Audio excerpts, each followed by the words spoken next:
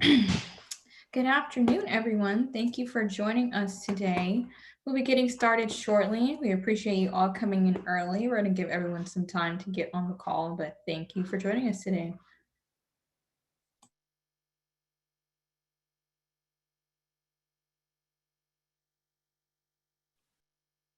Thank you.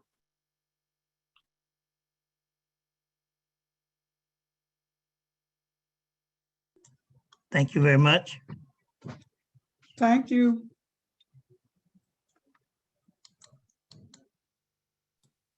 Thank you.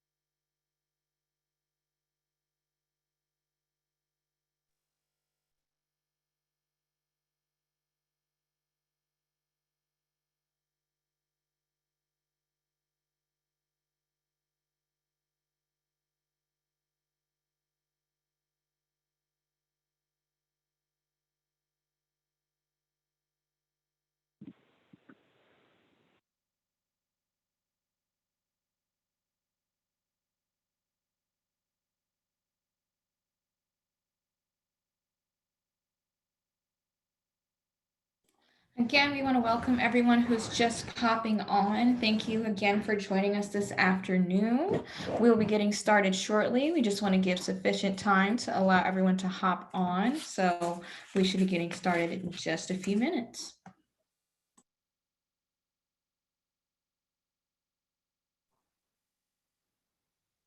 Thank you. Where are you located? We are located in Atlanta, Georgia. Okay. Yes. Excited to be working with you all. Today kicks off the informational webinar for Shelby County, and we'll be getting started shortly.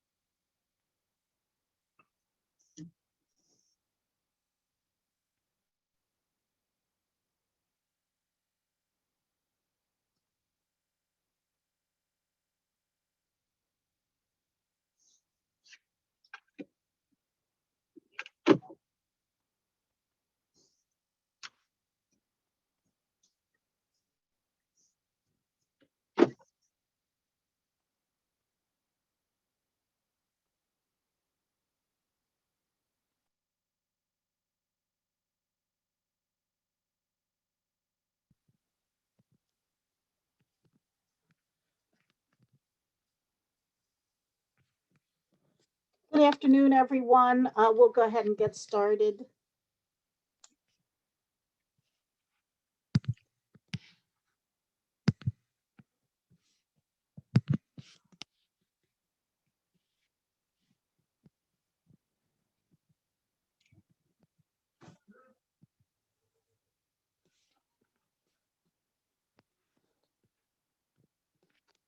My name is Michelle Clark Jenkins. I head the consulting group of Griffin and Strong. I will also be the project manager on this project. I'd also like to introduce to you the deputy project manager, Omika Edmondson, and the assistant deputy project manager, Saida Shabano. And I think that's the only members of our team who are on this call. Oh, and Janice Banks, who is Small Planet Works, who is our subcontractor in Shelby County. Janice, do you want to just say hi to everyone? I'm sure there are a lot of people on here you already know. Hi to everyone, and we're very happy to be a part of the project. Hope to be talking with you soon. Hello. Yes, thank you. Couple of ground rules. If everyone would mute until I finish the presentation and hold your questions until the presentation is over. And then if you just raise your, should be a raise hand function. If you don't see that, the thumbs up is fine, or you can kind of just wave at me if you have a question at the end. And then if anyone is on by phone, I will give an opportunity for anyone to just kind of shout out if you have any questions. So first, let me tell you about our firm. We are Griffin and Strong PC is a law and public policy consulting firm. We're based in Atlanta, Georgia. Although I will say our CEO, Rodney Strong, is born and raised in Memphis. His 95-year-old mother still lives in Memphis. So we still do have that connection there. Our firm specializes in disparity research.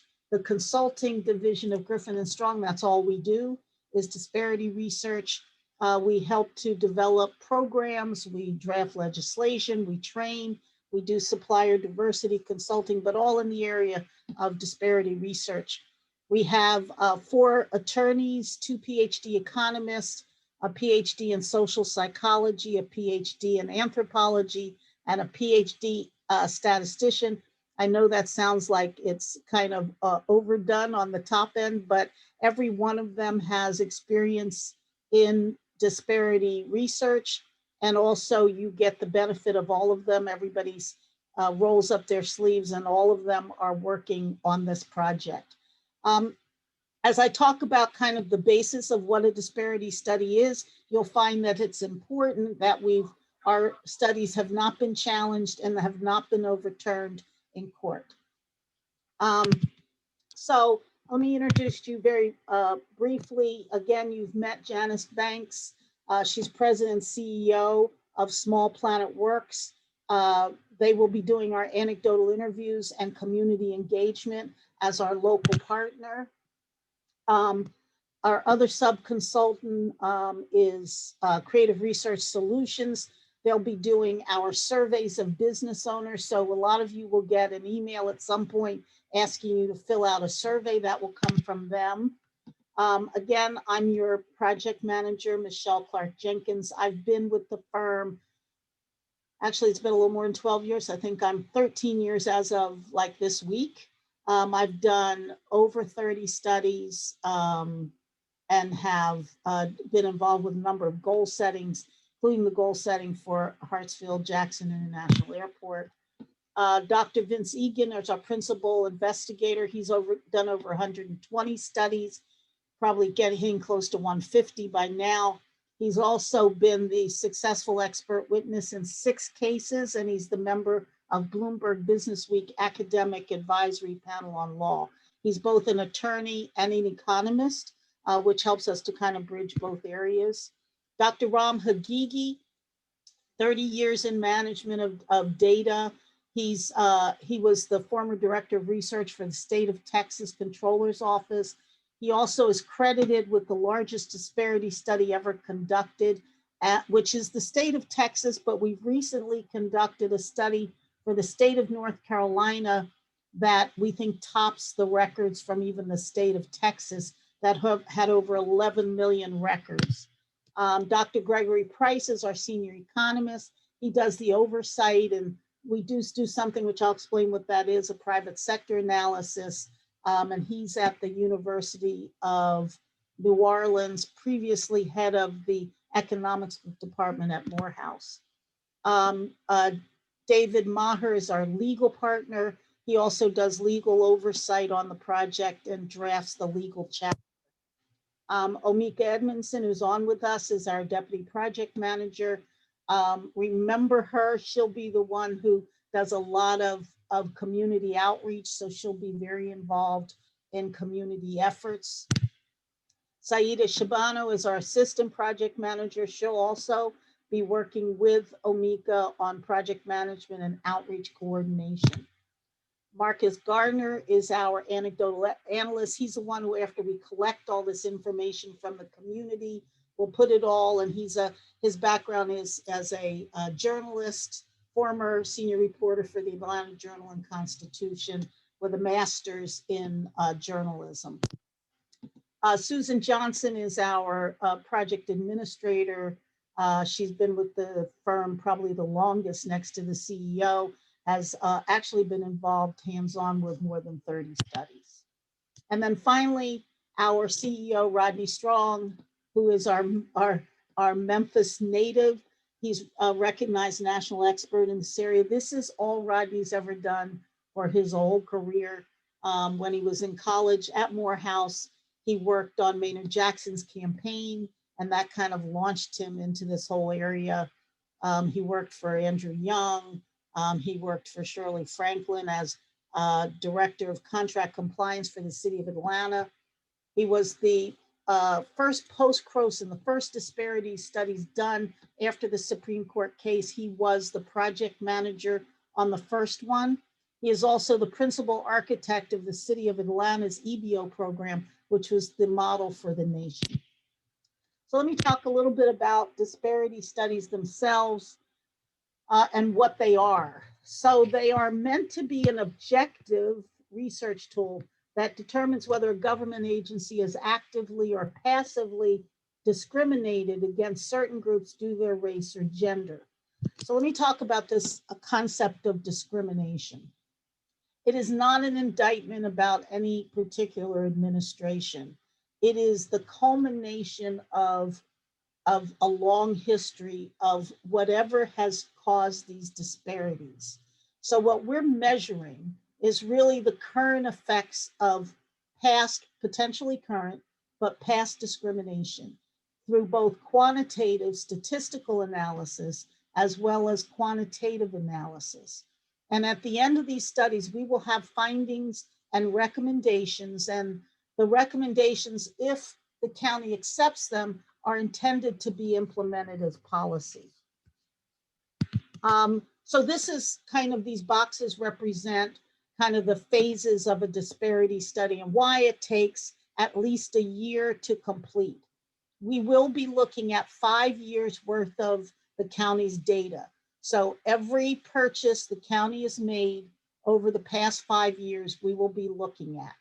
That's and we do disaggregate it. So we're looking at construction, A&E, professional services, other services, and goods. That should account for every purchase. So we just put them in different buckets, but it accounts for every industry. So these are all the boxes. I'm going to talk a little bit about each one of them so you kind of see the process. So when you talk about why do we do disparity studies in the first place? So there was a case in 1989, City of Richmond versus J.A. Croson. In that case, it was really the first time the court said, well, you know, the 14th Amendment says everybody's supposed to be treated equally. Roughly, it says that. So it's the first time the court said, well, even when you're trying to remediate or you're trying to fix a past wrong, that it can run afoul of the 14th Amendment of the Constitution in the same way that active discrimination does. So in other words, malevolent discrimination is equal to benevolent remediation. So as long as you're doing anything that's race-based, and Croson was about being race-based, and then later it was also included gender.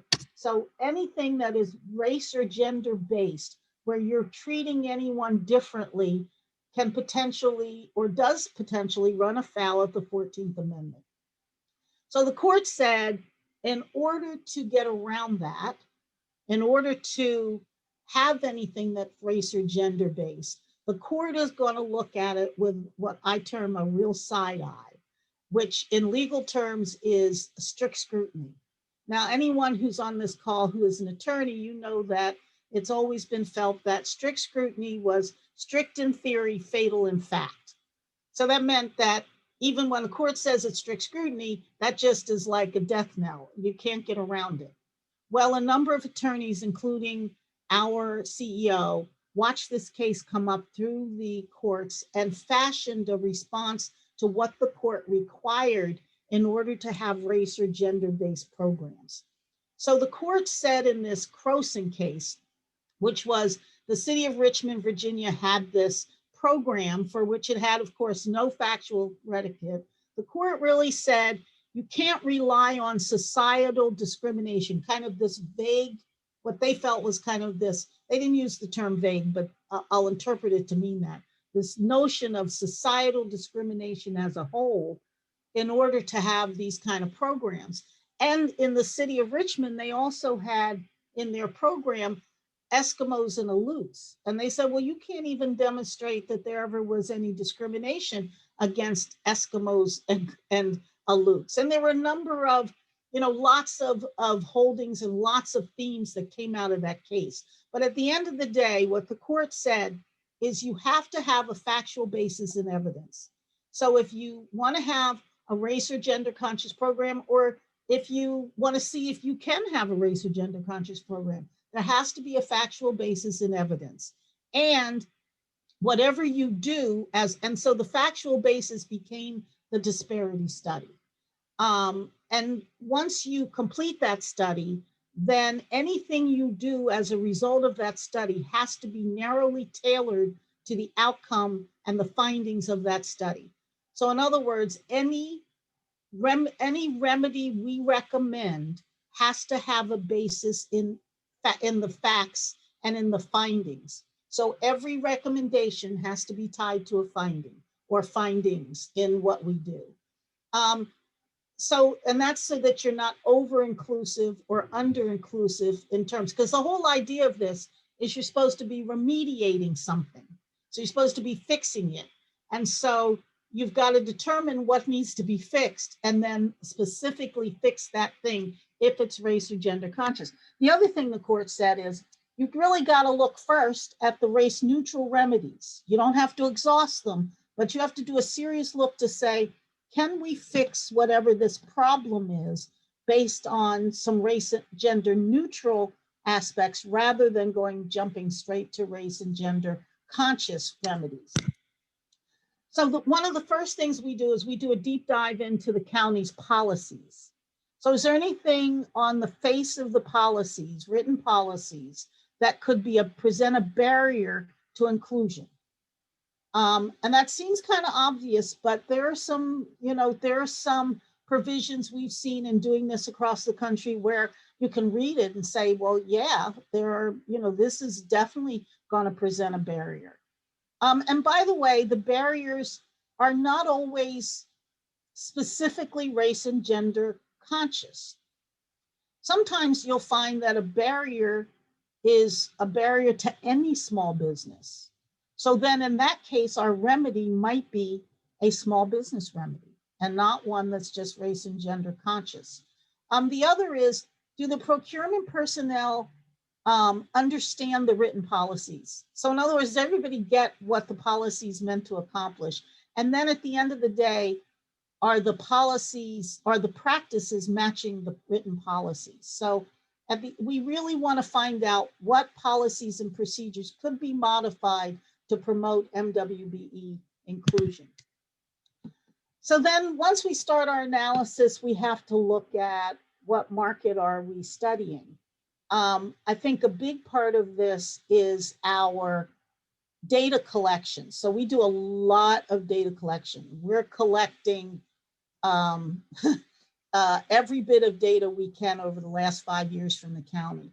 So the first thing we have to decide in order to do an analysis is what's the geographic market that we're going to study? So what firms are part of this analysis?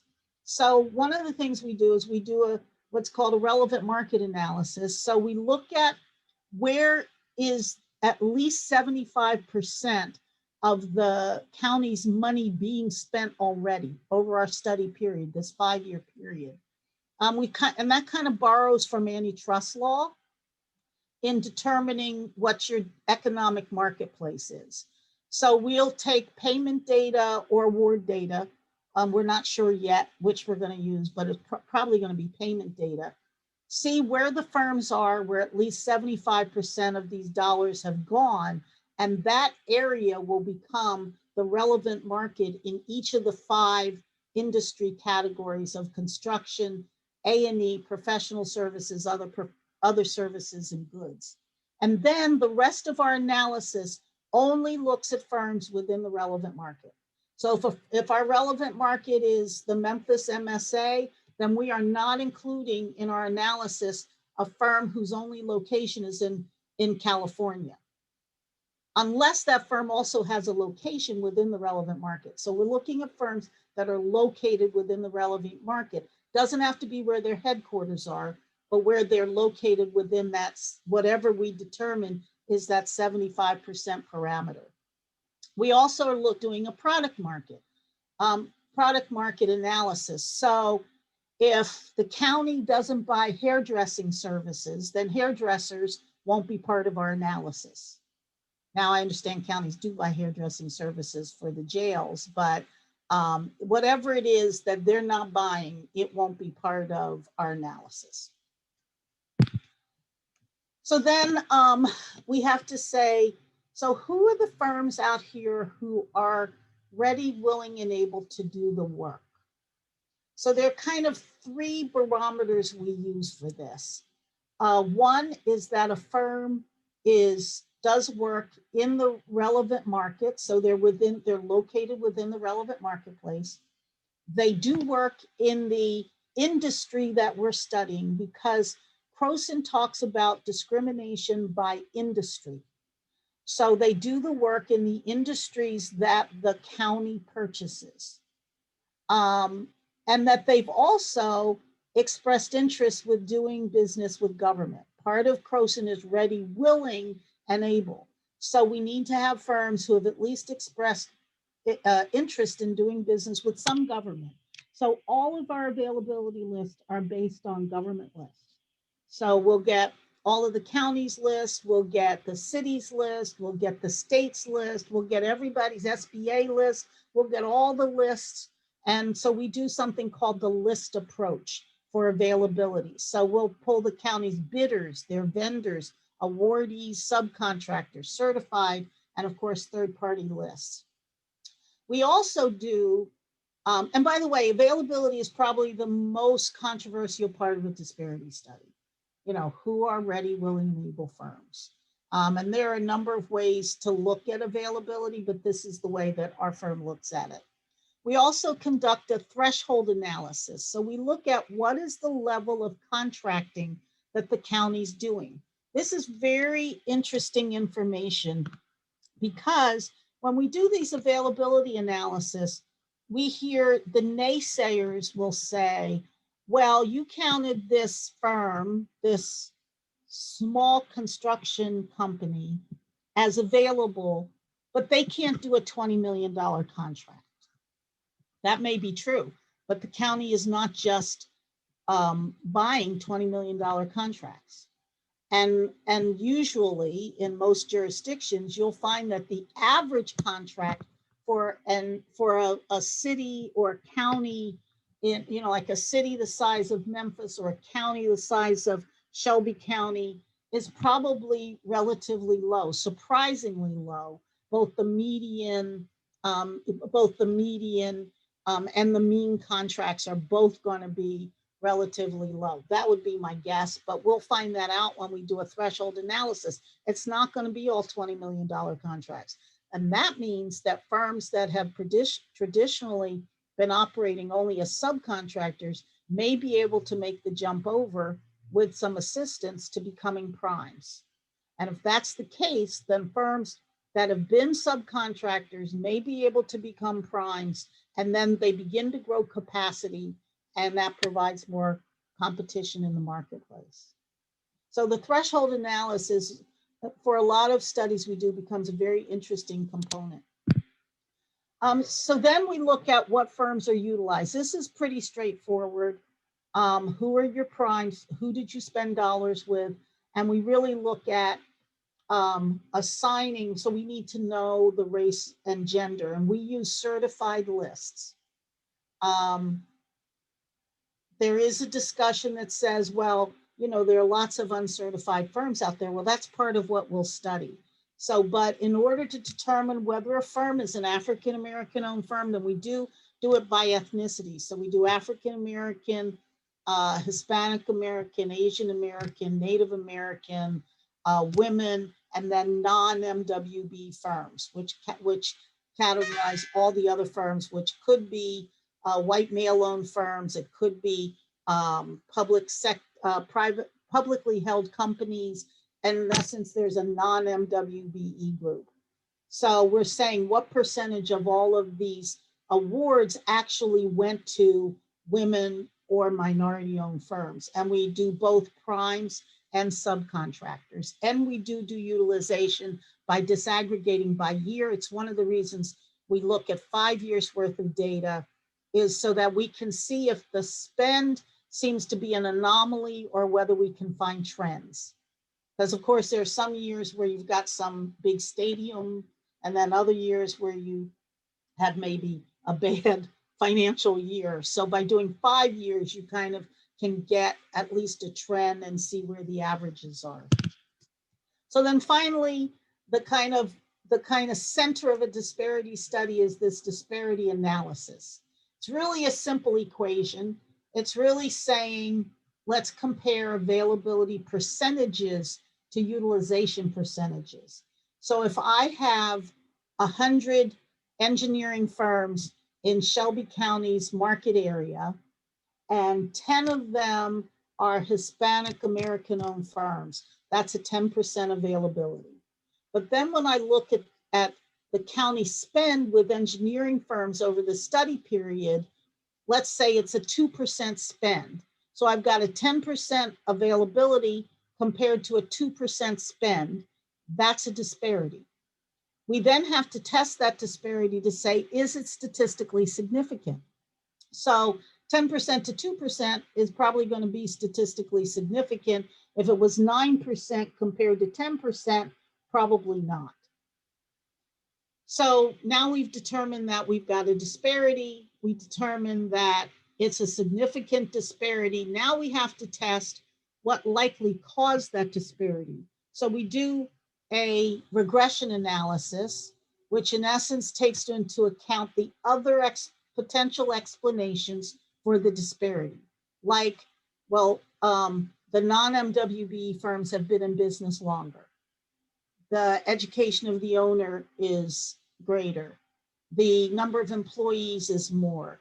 Their revenue is more. So there are a number of factors. We kind of equalize those other potential factors in a regression analysis.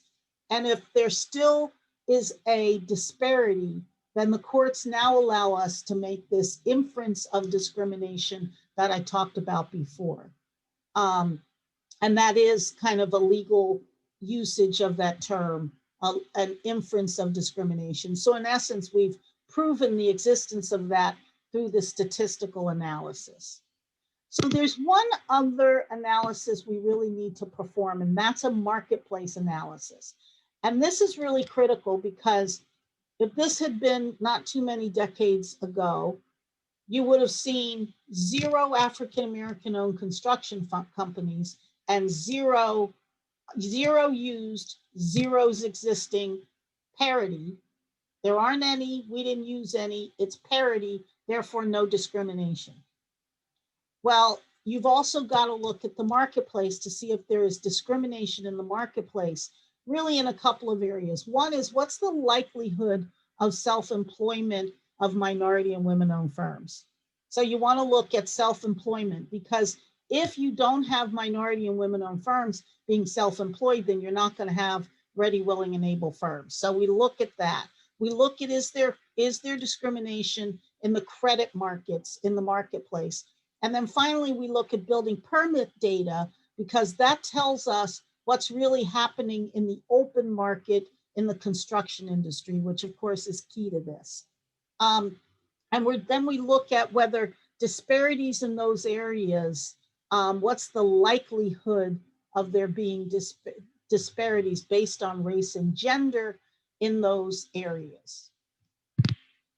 So now we've got both an analysis of the county spend statistically, and we also know whether we have found any discrimination in the marketplace. So now we have all these numbers. So what do we do with these numbers where we say, okay, now we found all this. The question is now, what do we do about it? And that's where a lot of you come into play as members of the community. We find that, first of all, most of the time the community already knows the outcome, and because they've lived and worked in this area. And so usually whatever's going on is not a secret, positive or negative. And by the way, we solicit positive comments. We encourage positive comments. We have done studies where literally when we talked to the community, they were like, we love working with them. Basically, they've done everything right, and we don't have any criticisms. I mean, it has happened. So we do this informational meeting, for which we'll hear a few things, I'm sure, from you all today. We do anecdotal interviews, which are one-on-one kind of case studies. We do this large survey of business owners. We try and send out the survey to as many businesses in the marketplace as we can.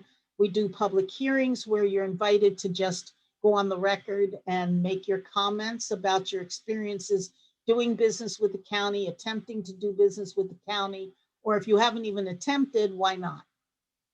We do focus groups that help us kind of narrow in on some of what we've heard in some of the other arenas. We really strive to have a relationship with as many organizations, civic, trade, social organizations as we can. That helps us to get tentacles into the community of firms we may not know about. It also helps us to get the word out for some of these public meetings if the organizations can partner with us to do that. So if any of you who are on this call do have organizations, represent organizations, please put it in the chat room. If that you know organizations that you know we need to talk to and we need to communicate with. Of course, we kind of have the standard list when we come into a jurisdiction of organizations we need to meet with, and we would like to meet with them as well as ask them to disseminate information to their membership. But if you know of any, please put it in the chat room, any of the ones that may not be the standard, kind of the ethnic chambers or the NAACP, you know, or the Urban League, and there's some that you say, listen, you really need to talk to this organization. Please let us know that. Emails, we also take email comments. We'll talk about that in a second. Email, and we're very active on social media. So if you are not someone who wants to tell your story in public and you want to send us emails, and believe me, we get tomes sometimes of experiences, you're welcome to do that. At the end of the study, we will have our findings. We will make our recommendations, which are based upon what we've seen in the, what we've analyzed in the policy review. It'll also summarize what we found in the anecdotal, And let me say this about anecdotal. Everyone kind of thinks, well, anecdotal is one person's opinion. So there are two sides of that. One is, I think the county needs to know one person's opinion. So if you've got one person who just has a strong opinion about something, said, this has been my life experience with the county, that is, even if it's one person, that is valuable information for the county. The second is that you may have one person's opinion, but when we hear the same issue from hundreds of firms, you know, that's also important. And we've heard sometimes people say, well, only 20%, the majority didn't say that X was a problem. Only 20% said that. Well, if you were a business owner and every fifth person that walked into your business had an issue with something particular, you would want to fix that issue, even though it's not the majority. So we try to quantify what we can quantify in terms of what people say, but sometimes it's going to be one person's comment, and that's going to, we're going to present that. We may not present it with, heavy recommendations, but when we hear things over and over again, that's really where our focus of heavy recommendations will be. And then when the study's done, we'll have a rollout plan. The county is the one who releases the study, not us. The county is the one who makes the determination about what they're implementing. We present them with a study, and then they determine what they're going to do with that study. So how can you all get involved? If you are contacted, and some of these are random selections, but if you're contacted for a random selection, please say yes. If you get the survey of business owners, please participate in that. Attend a public hearing, provide testimony, and this is the email where you can send your comments. So it's shelbycountystudy@gspclaw.com, and I'm sure that Omika or Kiani will put it in the chat room for you, so that you'll have, this is our direct, and someone will communicate back to you if you email that, to send an email to that email address. You can stay involved. We're very active on Twitter and Facebook. We have a Facebook page, and the coming soon is the Shelby County Disparity Study.com. We hope it will be up this afternoon. The website where you can, tune in periodically to see what's happening with the study, get more information about us, get more information. There's some frequently asked questions there. It'll have events coming up with the dates, places that you can register when we do the public hearing. Hopefully it's an easy one to remember, ShelbyCountyDisparityStudy.com. And again, it should be up this afternoon. And this is the project arc. This is kind of the timeline. Takes a year at least for these studies to be completed. We're focused on exactly a year here. And so you should expect that probably early fall, we'll go out the survey of business owners, and we'll be doing, I guess it'll probably start late summer, the anecdotal evidence. So that's our presentation. I'm happy to take any questions. Ooh, there are questions in the chat room. So I'm not sure I see any hands raised with questions, but I'll look at what's in the chat room.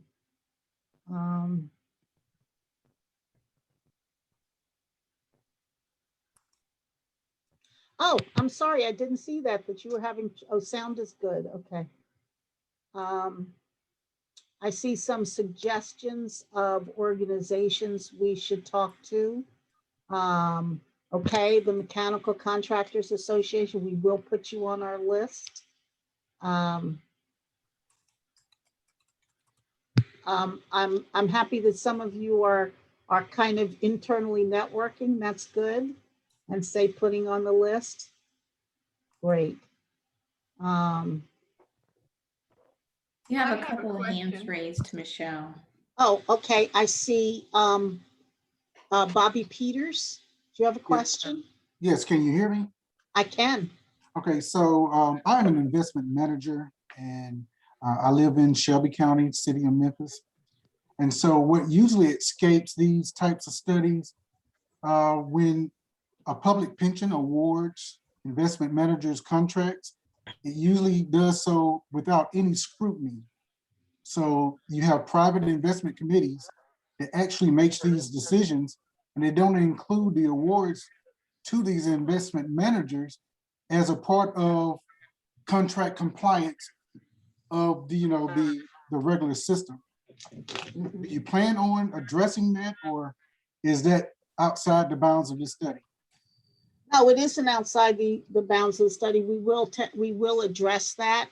So where that kind of gets picked up is we do talk to a couple of areas. One is we do talk to whatever the economic development group is to kind of see what they're doing and see how far into the investment, into the economic development group we can get. We can't always get all the way in because their programs are configured a little differently, but also in any area where there is a spend. So if there's any kind of a commission, or if there's so wherever there's a spend, that's going to be included in this study. So if there's been a check written to somebody by the county to do anything, that is under the scrutiny of this study. However, I will say to you that the study is not so narrowly cast that it's looking at individual scopes of work. So in other words, we wouldn't be looking just at that area. We'd be looking at professional services in general, which would include any financial or investment services. I do want to also acknowledge, because I didn't see him previously, is that David Maher has joined us, who's on our team. He will be doing both the legal and, along with Dr. Egan, doing the policy review. Let me just acknowledge that Shep Wilbin is with us. Shep, did you want to say anything at this point? Not really, Michelle, just to let everybody know that I now serve in a new capacity. I am the administrator of the Office of Equal Opportunity Compliance for Shelby County. I have moved upward from being the Chief Diversity Supply Officer. So in effect, I guess I run the EOC office now. All right, I see a hand from Jennifer Ransom. Yes, ma'am. Thank you so much for such an informative presentation, particularly the background of the Richmond study that the case that you expounded upon. To me, this seems like the fact that you have to do a disparity study and can't just look at, wealth gaps and gaps in, contracts and that kind of thing. It just seems like an extra step that you have to take that is really, it just seems unnecessary, because everyone can see how not just Shelby County, but other organizations, other city governments, other, private companies, there's such a great disparity in Black contracts versus, majority contracts, or minority contracts versus majority contracts. And I get that you guys have to do this because of the Richmond case, but it just seems like one extra hoop that has to be jumped through when anecdotally and just, looking at the state of wealth in a city like Memphis, the disparity, I'm a general contractor, and I haven't done business with Shelby County because it's been very difficult to get into it. Get into that market. We do business with the city and lots of private industry, but we haven't been able to break into Shelby County. Not sure why. So I'll be curious to see the results of it. But again, it just seems like this extra hoop that has to be jumped through, just one extra thing that we have to do to be treated fairly. Yeah, and I absolutely agree with you on that. I mean, when the Croson case came out, you have to understand that what had happened previous to that is the federal government had in place the federal, the Surface Mass Transportation Act really put in place, that DBE program.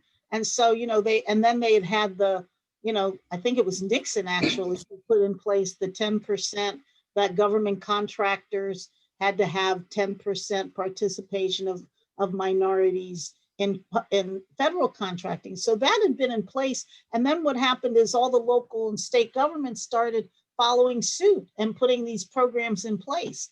So of course it was kind of a jolt when all of these, right here in Atlanta, Maynard Jackson had put a program in place. And so, when the case came down, everyone thought all these programs were going to be dismantled.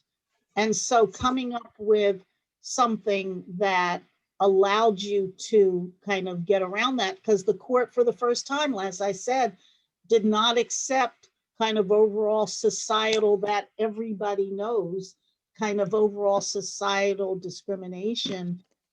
They basically said you have to prove that it exists. So, and I will tell you that when Rodney started our firm, originally he didn't start it to do disparity studies. He wanted to see local and state governments have effective programs. So we're really focused on the programmatic part of this, and the study is a necessary precursor to being able to do that. But what we don't want to ever see, and we have seen it, is that we do a study that kind of sits on a shelf and collects dust. The idea is to get the study done so you have a factual predicate and then get an effective program that really begins to remediate and change things. I mean, we would love it if when we come into a jurisdiction, and that has happened too, by the way, that we come into jurisdictions where we say, listen, you're doing a good job, you don't need a program. So in fact, we've done that a couple of places where they're, because part of doing a disparity study is figuring out where should I be? Like, where is this benchmark? Where is this place? What is the availability level? Because you don't really know how well you're doing or how well you're not doing until you know where that level of participation is expected to be based on the availability of firms in these categories. So that's really what we provide, and then compare that to what you're already doing in order to come to the disparity. But Ms. Ransom, I absolutely agree with you. Even though this is our livelihood, it is not the extent of our livelihood. We just want to see these programs work. Thank you so much for that. I appreciate that. Do we have any other questions? Yes, I have a question. Yeah, my name is Manuel. How do you take into consideration the disparity when, like, in a city like Memphis, where we have 65% of the community is African American, but when you add all the receipt of business revenue, you get only like 1% of the revenue go to African American businesses. So this means that there are some even businesses per se, or people who could be in business, but who are not in business because the system is not well set up for them. Suddenly, then you don't have availability, either in construction, professional services, and other areas. So if you just look at, you mentioned it a little bit, you touched it a little bit, you may end up not having availability because there were not an environment that created option for those businesses to exist. So I'd like to hear, in our city like that, what's the approach to be able to address those disparities in the long run? Right. So two things. One is that one of the things that the court made very clear is that you cannot base anything that you do here on population. And I want to emphasize that, because more than once we've heard, well, we have a 50% X ethnicity population, so that's how many, that's the percentage of contracts we want. You cannot, the court was very clear that that is not defensible, is based on population, because population doesn't have anything to do, as the court read it, anything to do with currently ready, willing, and able firms. So if you say, well, there's 50% availability, there's 50% population, and yet you got existing 1 or 2 firms, then in essence, that becomes some sort of a set aside. So the way that you deal with that is through this regression analysis and through, we do a but-for analysis, which is, but for discrimination, what would the likelihood of self-employment be, of firms, of minority and women starting businesses? So we do look at that, and that is part of the factual predicate.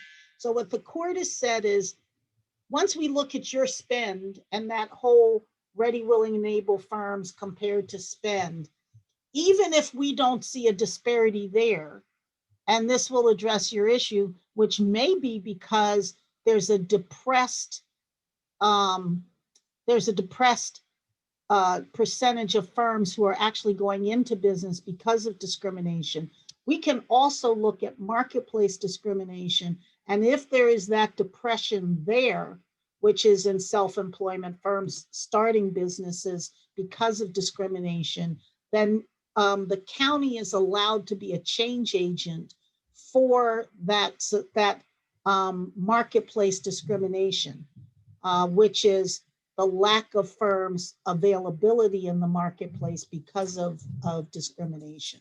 So that's how we address it. One is on one side, this issue within the study itself, and then the other within the study of the county spend itself, and the other side of it is in the private sector analysis of self-employment, likelihood of self-employment. It looks like you have a couple questions in the chat now, Michelle. So I don't see Okay. hands. Oh, I got a bunch of new messages. Is there a consideration of disabled veterans being considered as a minority in this study? So there is not, and I will tell you why not. Sometimes disparity studies do include disabled veterans, a number of other race and gender neutral groups, but disparity studies were really meant to measure race and gender discrimination. The truth is that the county doesn't need a disparity study in order to benefit disabled veterans or disabled persons separately or veterans separately, because they are race and gender neutral group. And typically the issue is not an issue of discrimination against disabled veterans. It's usually an issue of the county wanting to benefit that group because of their service to the country. So the county can put a program that benefits disabled veterans without ever having to include them in a study.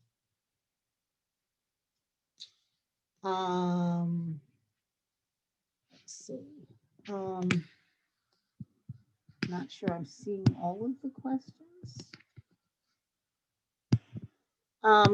Amika, can you help me out here and maybe tell me some of the questions? I'm not seeing them all.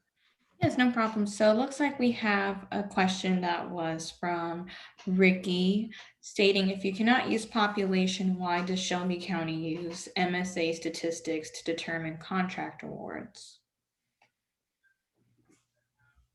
Could I respond to that, Michelle? Yeah, go ahead. Because part of Shelby County's use of data that we collect from the metropolitan statistical area is per our ordinance that has to do with being certified as a vendor to do business with Shelby County. We require that a business doing business in Shelby County that wants to be certified with Shelby County has to have a workforce that reflects the demographics of the employment workforce in Shelby County. That's a Shelby County ordinance in order to do business with Shelby County, period. It has nothing to do with minority or women-owned business participation. It is that any business, no matter who you are, where you are, if you're going to do business in Shelby County, your workforce must reflect the workforce of the county demographically that you're located in. And that's by ordinance of Shelby County Commission. So I see a question. So the results are not required to be released to the public. So I'm sure they will be released. We're not having all this public discourse for there not to be a release study. But I think what we're saying is Griffin and Strong doesn't release the study. The county releases the study. So that's a county thing that they do. We are under contract with the county. We turn our results and everything over to the county, and then the county is the one who releases it. So it's just that how it's released and when it's released, that's a county determination. We have another question in the chat, Michelle, from Dana Sloyan, I believe. Will you look at the end process of the bid? Currently, a bid is awarded after it is approved by the council and there's no time to contest when you are of knowledge something isn't correct. Okay, so that's what we need to hear. So again, that's why your anecdotal evidence is important, because like that comment, we do a deep dive into policy. So we'll pick up some of that kind of comment in a policy review. But really what's going to help us to see if there are issues is you all telling us where there are issues. So sometimes, like the comment you just made, we wouldn't know about that unless you tell us. Like again, and we might be able to pick that up from the policy, but we'd have to figure out that there's not a gap there. So it's really important for all of you to tell us your experiences or where you see places of concern, or like I said, places of where there's a positive experience that you've had or something that you think that works well. I will emphasize it's important to tell us things that work well, because even as we're talking about fixing things, it's important that the county know what it's doing that is a good thing, and they need to know the things that they need to fix in order to have a more inclusive procurement process.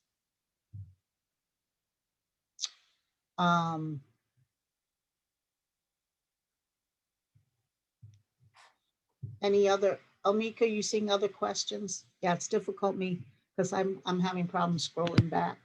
That's okay. So toward the bottom, I think we have a new question. Does that mean, does that mean the EOC numbers will still be required? I'm not quite sure I understand that question, but Shep, that may be a question for you. Let me answer that. Yes. And it's kind of confusing, but it goes back to the question that was asked earlier about why we collect statistics on the metropolitan area. Shelby County, by ordinance of the county commission and the authority that was granted to the county commission by the state, has the ability to certify businesses to do business with Shelby County. That's every business that does business with Shelby County, whether that's a majority firm, a minority firm, a woman-owned business firm, a small business. Anybody doing business with Shelby County must be certified with Shelby County. That certification process is called an EOC number. And the EOC number, basically equal opportunity compliance number, is given if the workforce of that business reflects the workforce of the county that that business, or the metropolitan area that that business is from. So if you are from Seattle, for instance, and you want to do business with Shelby County, your workforce must reflect the workforce demographics of Seattle, whatever those numbers are in terms of race, gender, etc., in order to be compliant to do business in Shelby County. In my office, and I have the authority, if it does not, to deny you the opportunity to do business in Shelby County. There is an appeals process. I am not the great guru. It can be appealed to the county commission, and the county commission can determine that the denial can be overturned. But by ordinance, the county says that if your workforce does not reflect the workforce demographics of the county in which the business is located, then we don't have to allow you to do business with Shelby County. And that's a part of our equal employment opportunity process, not just the equal business process, but the equal employment opportunity. Okay. I see a question from Charles Carpenter. Hello, Charles. Could you talk about the necessity of MWB firms being certified by the various certification agencies, especially for professional services firms? Is there any suggestion for longstanding professional services firms, for example, accounting, legal accounting, for being excluded from, I can't see the bottom of that, from annual certification? So that is something that, again, we'll look into. It's important for you to tell us if there are certification issues. We did do the study for the city of Memphis, so we are familiar with some of the certification challenges, but for this new study, we really need you all to tell us if there are issues of certification that you're concerned about, and tell us those concerns. That's how we fix a problem, is to know that it has been a problem for you, and for you to give us your experiences. Do I see another question about? I think you have a raised hand now from Mr. Carl Miller. Okay, Mr. Carl Miller? Yeah, how you doing? Can you hear me? Yes, we can. Okay, I appreciate the time you're taking out to do this. Give us an opportunity to, speak about that we experience. One of my biggest obstacles has been that when I go into some of these Shelby County facilities in trying to present my products to them, I'm always confronted with the obstacle of, well, we already have a contract and we can't purchase outside of that contract. My industry pretty much is all types of products, office supplies, shop supplies, chemicals, just a bunch of things. And I always come across that obstacle, is that we can't purchase outside of our contracts. So I'm being challenged to just leave and not pursue those opportunities anymore. Okay. All right. I appreciate that comment. That's helpful to us. I'm assuming these are either state contracts or umbrella or blanket agreements that the county is involved in, where they're from a potential purchaser. And so we will take a look at those things as well. And I see Cheryl Crate has her hand up. Yes, ma'am. This question is probably more for Shep. It's my understanding for like the last 20 years, this is our third disparity study. Am I correct?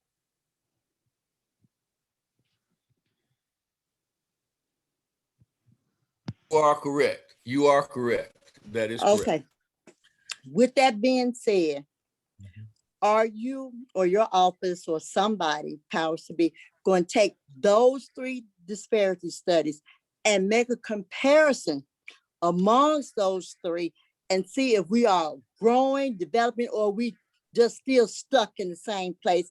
So whereas some enhanced programs, if you will, can be implemented or executed?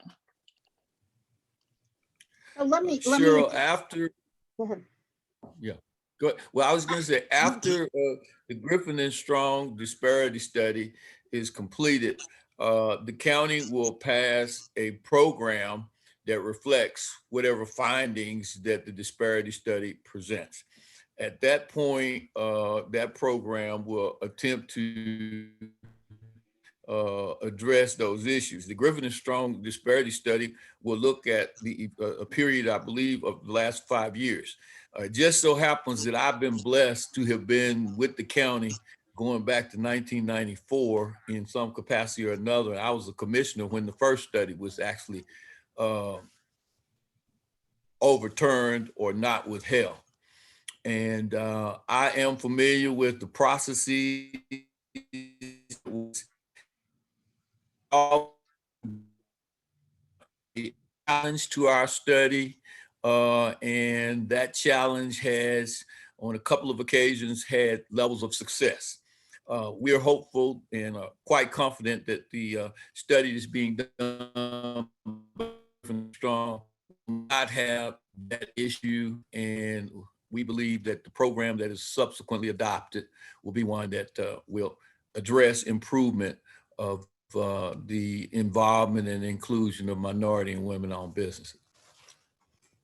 Yeah, so there's a bit of comparison you can do, but as Shep has made clear, which is very true, anything we do has to be based on this current study. So we can't look back at 15 years ago or 10 years ago and say, well, this is what these studies said. Now those studies become obsolete because everything we do has to be based on current data. And the reason you do have to do more than one study, unfortunately, is again, what the Supreme Court said is that in order for these programs to be legally defensible, they have to have sunset provisions. They have to have, they're meant to be remedial. So what the court said is they can't go on forever. You can't just have a program forever. At some point, and that's been, there's no hard and fast rule, but it's always been determined that within 5 to 7 years, some people have taken as long as 10 years, whatever data your original program was put in place under is now stale. And so in order to continue a program, you have to have a new factual predicate. And, you know, like I said, some people stretch that time a little bit. And so what we always tell people is after a certain period of time, you definitely don't want to start doing anything new, because anything new really would not have the support, the statistical or the study support. But then eventually these do become stale and they're meant to be remedial, so they're supposed to have end dates. So, so any of the previous studies wouldn't have any import, although I do understand, Ms. Cricht, the value of a comparison. Jane Abraham here. I have a question, please. Well, I have two. That wouldn't keep the Shelby County commissioners from doing a comparative study so we can see our progress. Is that correct? Yeah, that's correct. Which is just looking at, you know, availability versus, you know, you have to remember you can't just look at spend. You have to also look at availability and how those numbers have increased.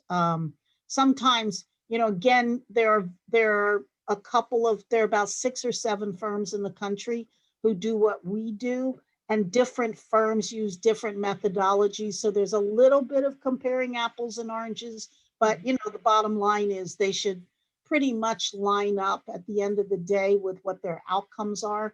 So if we compare our disparity analysis to the previous study, you know, you should be able to see how much you've progressed. Thank you.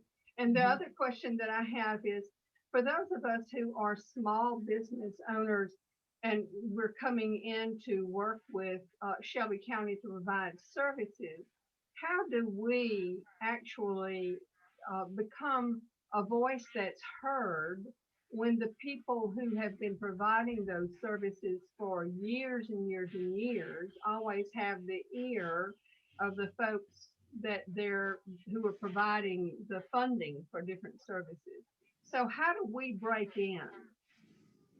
So that's a question. I mean, how you break in is really probably more of a SHEP question, but in terms of our study of that, your voice is equally heard to the largest construction firm out there. I mean, we don't balance and say, well, as one voice is less important to another. So you talking to us is one of the ways we help to say, well, this is an issue. So you're having an issue breaking in and you telling us your story and kind of what you've tried helps us to then communicate that to the powers that be, which include the county commission, which include, you know, the powers that be through this study to say, people coming in, this has been expressed as an issue that they have a hard time getting in. So again, your voice is heard equally to any other voice. Thank you. Could I add something to that, please? Jane, we have just revised our LOSB ordinance, and we have tried, and we are going to continue to tell everybody, our LOSB ordinance is race neutral and is still in effect. That program exists. And as of right now, any contract over $50,000 is supposed to have 20% locally owned small business participation on it. So that there are those opportunities. Contracts less than $50,000 are actually bid in a targeted market situation where if there are 3 or more small businesses, they actually bid against themselves and not against larger businesses. Now, of course, you have to be certified with us as a locally owned small business to compete and to be participating on those goals. And there is a dollar amount and a number of things that you would have to meet to do that. But those who are already certified with Shelby County as locally owned small businesses, this now applies. That is a recent change that took place March the 25th. And as of then, the limits were lowered to have the 20% locally owned small business participation goals included, and it was extended not just from construction but to all county contracts. So again, I don't want to take up this meeting relative to the disparity study to talk about county policy, because Michelle and Griffin and Strong have done their best to try to convey the information about what they're doing. But I will put in the chat box my information for those of you who don't know and have not contacted us. And I'll be willing to share with you any information about our locally owned small business program that you need. You can get it on our website at Shelby County en.gov. It's available there. Thank you, Shep. All right, Ram, are you there? I didn't realize that you were on the call with us. Yeah. Okay, I just want to introduce you all to Ram Hagigi, who's our, Dr. Ram Hagigi, our chief statistician, who'll be working on all the data. So thanks, Ram, for joining us. Julie, I just want to mention something that probably was left out in your Go ahead. and that is the fact that when we do the disparity study, besides looking at all the expenses spent during the 5 years period, totality of the amount. We also look at contracts less than $500,000. We look at also contracts less than $1 million, and it depends on the size of the contracts that you have. So we don't cut it only one way to look at just disparity analysis and we say, there you go, there's a disparity. We look at the outliers and we see what is under the normal distribution, 67% of your data and so forth. And then we come up with the strategy as to how the contracting was done, really as they are related to the size of the contract. So in reality, there are more than one disparity study in that. There are probably 3 or 4 disparity study in that disparity study, showing different sizes of the contract. They're good, aren't they? Just right. Thank you, Ram. I see a question from Dana Sloyan. Yes, ma'am. I was going to try to address Shep before he cut us off of asking questions that related to the LOSB. Okay. I have another question. Can you explain to us how do you, during the recommendation, sometimes we see like, maybe price advantage. I think in the last policy, there was like a 10% price advantage, or maybe even saying like, if the prime is a minority, maybe they get a certain score, 5 points, 10 points.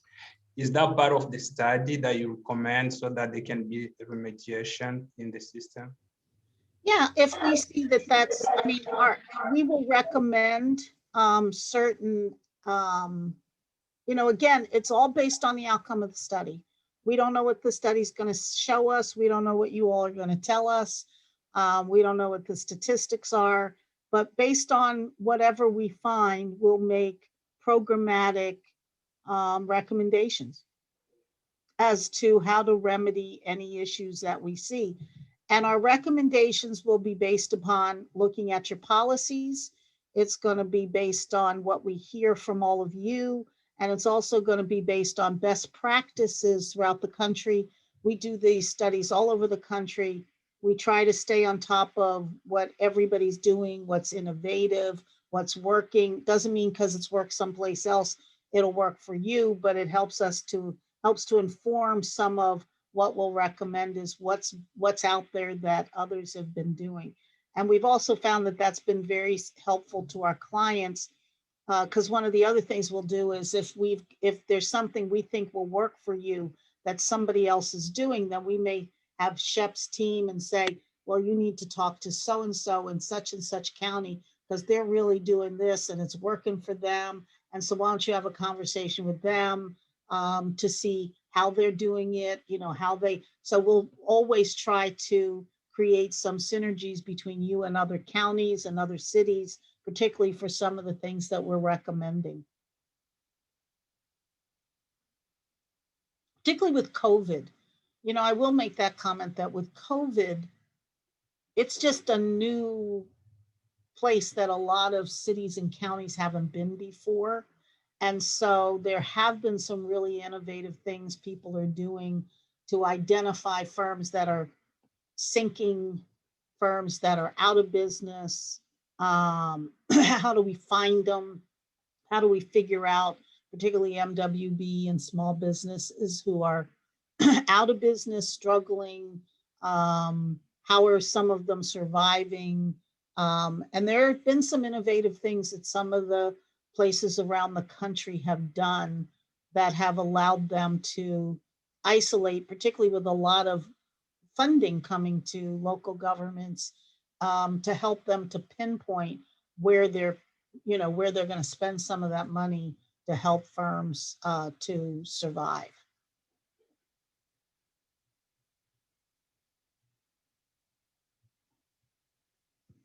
Okay, any more questions?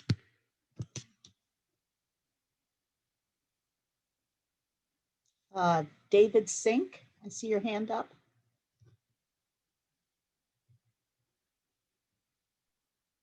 Yes, could you tell us how you're going to determine who you will interview?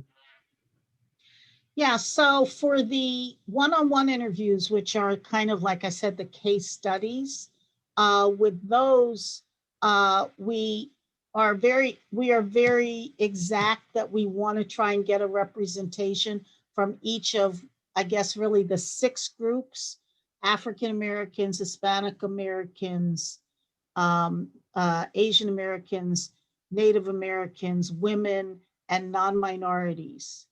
So that's 6 groups. We'll do 5 interviews with each of those groups, these in-depth interviews, and we will pick them randomly from, it's a randomized sample. And we have the person who's doing the interviews, which is going to be Janice Banks and Small Planet Works. We'll give her a list like of all non-minority firms that we've got in a list, a sample, and she'll start at the top and just keep calling them until one says, yes, I'll give you an interview. So it's randomly selected within each of the 6 study groups. So we have, because we want to make sure we have, at least with these in-depth, these are, hour to an hour and a half interviews, trying to get kind of the case studies of these. We want to make sure we have all 6 groups represented. And that's not just the minority and women, it's non-minority groups too. And then when we do focus groups, similar kind of thing. Focus groups tend to be just the minority and women in terms of them telling us their experiences in the focus groups, and those are randomly selected. By the way, if there's anyone who wants to be interviewed, we will interview you.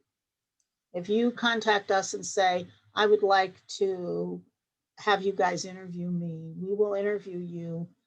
Organizations, we would like to interview them. They just come on a different category than the randomized group. We just wouldn't include you in the random interviews. We would include you in kind of where we put the email comments and people who volunteer information to us. But we want to hear from everybody. And also the public hearing is another opportunity for anyone to participate as well. Yeah, and the public hearing will be virtual as well. So, if you all, it's an opportunity for you to just come on, and then you have a stage to tell your story or your experiences specifically.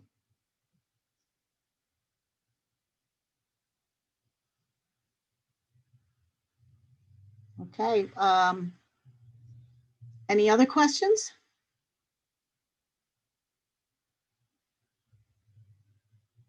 Going once?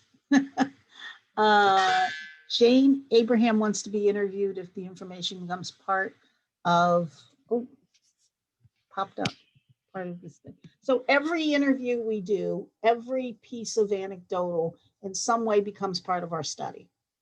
We may not directly quote you, we may not, but every piece of it, so it's all taken into account.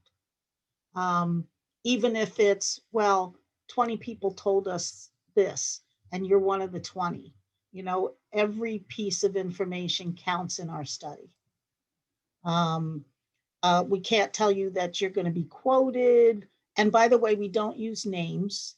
So there is no, actually we kind of code them. So it's kind of like AI1 told us this, AI2, AI2 is an Asian American owned, candy store, and they told us this. So it is anonymous. So there are no names used or business names. And we do try to keep it as anonymous as possible. And what I mean is anonymous as possible. I mean, we're under contract to Shelby County. If Shelby County said, I want a list of everybody who you interviewed, we would have to eventually turn that over. We might argue with them a bit, but we would eventually have to turn that over, or if there's litigation and that's being requested. But we do not use any names in the report itself. Let's see. Mika, do I have any other questions in the chat room? I think we hit on all the questions. We had a very lively session today, which we are very appreciative of. It shows us that we're going to have great engagement during our anecdotal portion. In the chat, I've placed the dedicated disparity study email, as well as the dedicated disparity study website for you all, for your records.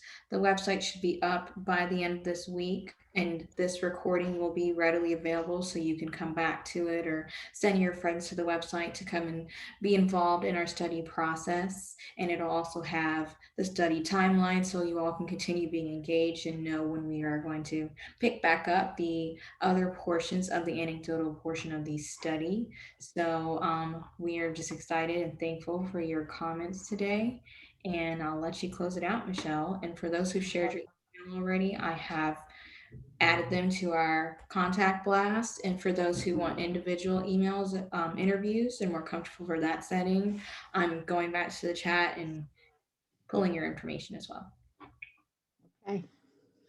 All right, well, this has been really very interesting. Just your engagement in and of itself tells us that Shelby County is engaged in this. I mean, that in itself is part of what we look at is, you know, when we have these meetings, is there a turnout? Does there seem to be interest in the community? And absolutely, we can say yes when it comes to Shelby County. So we thank you all for your time. We hope that you all are safe and well. And please keep in touch with us as we'll try to keep in touch with you. So thank you. Thank you all. Bye-bye. Thank you. Thank you. Thank you.